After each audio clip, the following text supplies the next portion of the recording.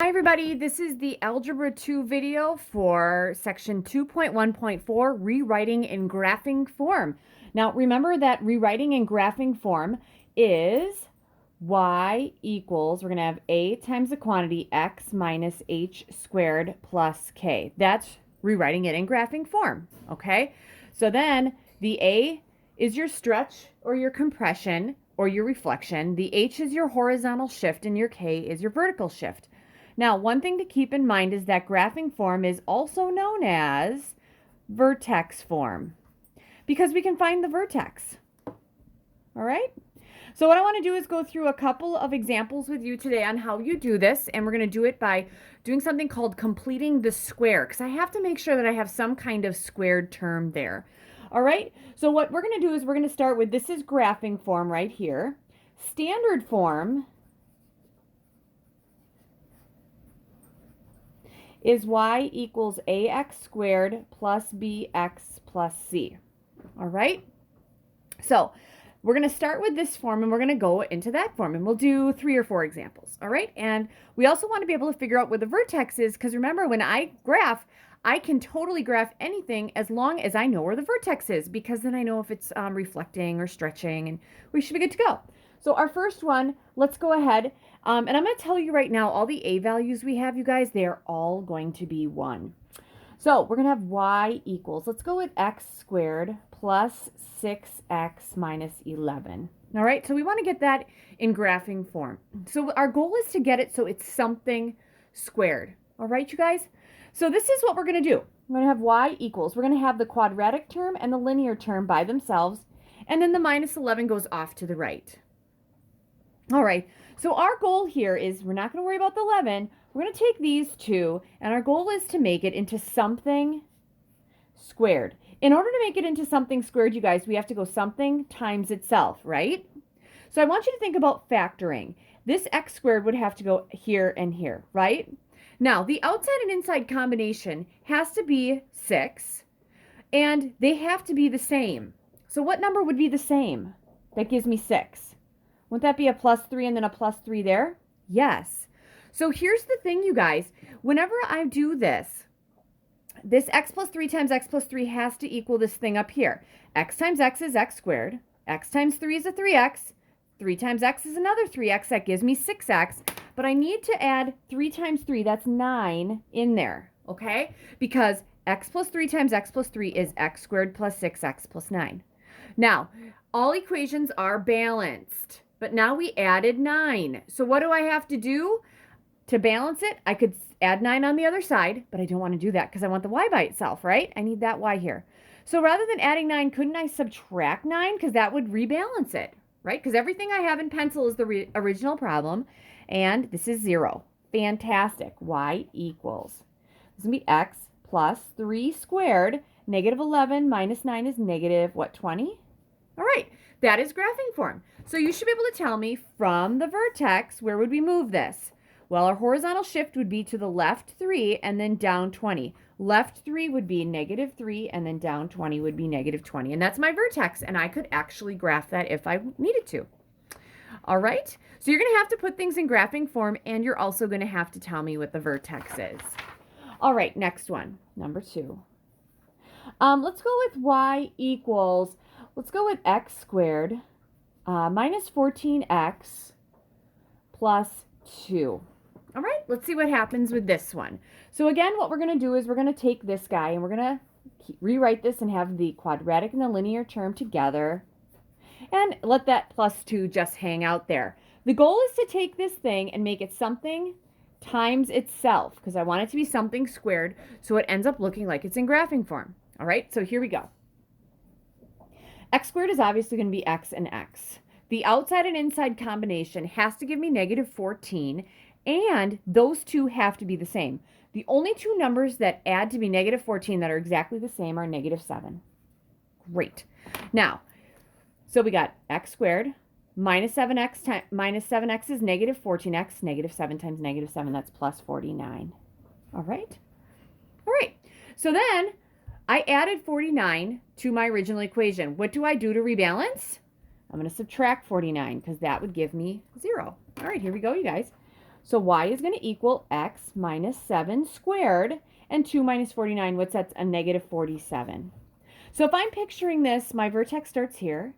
Minus 7 means I'm going to move to the right 7 and then down 47. Right 7, down 47. That is my vertex right there, you guys.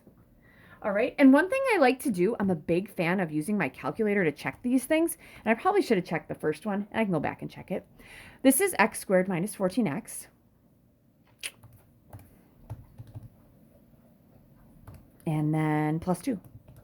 All right, first thing I want to do is if I do a graph, zoom 6, I shouldn't see my, my vertex, which is great because it's at negative 47, right? So one thing I want to do is I want to see if it's at 7, negative 47. So I can go to my table. 7 is right there, negative 47, which works.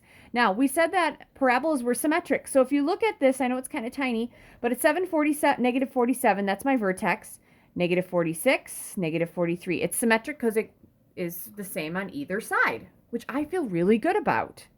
All right. And if I change my window, I know that it has to be down to 47. So I'm going to make this go down to 60. And then I should see most of my parabola. There we go. And then it goes up, and I could actually change my window so my x's go maybe to 20. We'll see if we get the whole thing there. Yep, there's my parabola. So that is my vertex at 7, negative 47. All right, going back and looking at this one then, all right. This one I should probably be able to see a little bit better. Y equals the quantity, or this is x squared plus 6x minus 11. And if I look at a graph of that, zoom 6, my vertex should be at negative 3, negative 20. That seems like a good thing. Let's take my window and go down to negative 30. All right, so I really should see it. Awesome. And looking at my table at negative 3, we should see some symmetry in the y's. Negative 3, we're at negative 20, and then we go 19, 16, and 11, which I feel good about. The other thing you can do is you can put the original one in there and then the new one in there. And then that was what, minus 20? And these should be equivalent, you guys. They should be the exact same. So if you see the tables are the same, I'm feeling great about it. Okay, I'm a big fan of checking my work because I don't like making silly mistakes. All right, so here we go, number 3. Y equals, let's do another kind of easy one. Let's go with x squared minus 18x plus 100. Ooh, that's kind of big, but I feel like we're going to be okay with this. Same thing as before. Let's take these two, put them together, put the 100 out here. And my goal is to say that this is something squared. So I need to come up with something times itself. And all of this equals. All right? Because it's all going to equal y eventually. All right. X squared is an x and an x. 18 is going to be negative 9 and negative 9. Because we got x squared minus 9x minus 9x. That gives me negative 18. Negative 9 times negative 9 is positive 81. So if I added 81 to my original equation, I have to subtract 81. All right, so here we go. Y equals, this is going to be x minus 9 squared. 100 minus 81, that should give me what? I want to say it's 19. I did a lot of work today, so I am not going to make a silly mistake. It is 19. Okay, now to check my answer, I'm going to see if this guy is exactly the same as that guy using my calculator. So rather than looking at the graphs, let's see if our equations are the same. We have x squared minus 18x. Plus 100, and then x minus 9 squared plus 19. Looking at the tables, they should be exactly the same. Yep, they're exactly the same, so I'm feeling great about that. All right, let's look at one more. And if you come to class, I'm probably going to do something a little more challenging because, you know, at this point we should be okay. But let's try this one. We may actually do 2 more.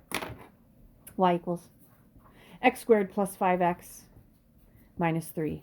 Ooh, so here we go. We're going to have y equals, we're going to have x squared plus 5x, and then the minus 3 is going to hang out there. So again, our goal is to say it's something squared equals y. We need this to be something times itself. So I'm going to have an x and an x here. So I need these, the outside and inside, to be 5x. They need to combine to be that. Would it make sense that the only numbers that combine to be 5x would be 2.5? we got x squared and then 2.5, 2.5. That means that this part right here is 2.5 squared. And I don't know that off the top of my head. It's 6.25. So I have to add 6.25 here. All right. Which means I'm going to have to subtract 6.25 here to balance my equation. All right. And I'm okay with you using 6.25, you guys, because it is a decimal that stops. This is x plus 2.5 squared. And this is going to be minus 9.25. We'll look at another one of those. Vertex for this one, we'd move this guy to the left and then down.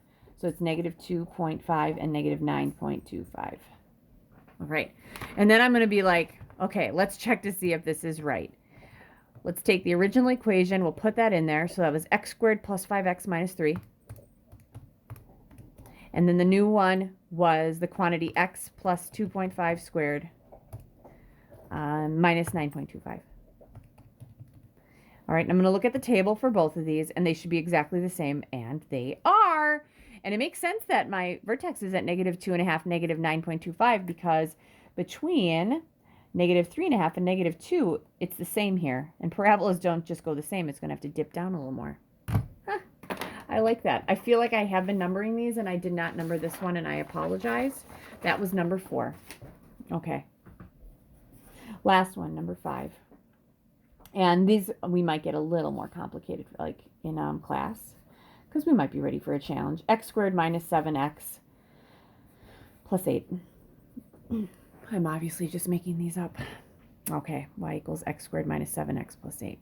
Our goal is to make this equal to, I want x squared minus 7x together, and then I want a plus 8 over there. All right, our goal is to have something squared, which would be something times something else. X squared is obviously x and x. 7, I need my outside and inside to give me 7x, and I need those to be exactly the same. So that's going to be a negative 3.5 and a negative 3.5. All right, guys. 3.5. So we got x squared, then negative 3.5x minus another negative 3.5x is negative 7x. 3.5 squared, which is negative 3.5 times negative 3.5, 12.25. And I'm okay with that because it's a decimal that stops. So I'm going to add 12.25. Which means that to balance this one, I have to subtract 12.25. Here's your equation. Y equals, we're going to have x minus 3.5 squared. And then I think that's going to be 8 minus 12.25. I think it's going to be negative 4.25, and it is. So my vertex would have to be, okay, we would start here and go to the right 3.5 and down. So it's going to be 3.5, 4.25, and that's negative 4.25. And I'm going to check it because I'm really big on checking it. So x squared minus 7x plus 8.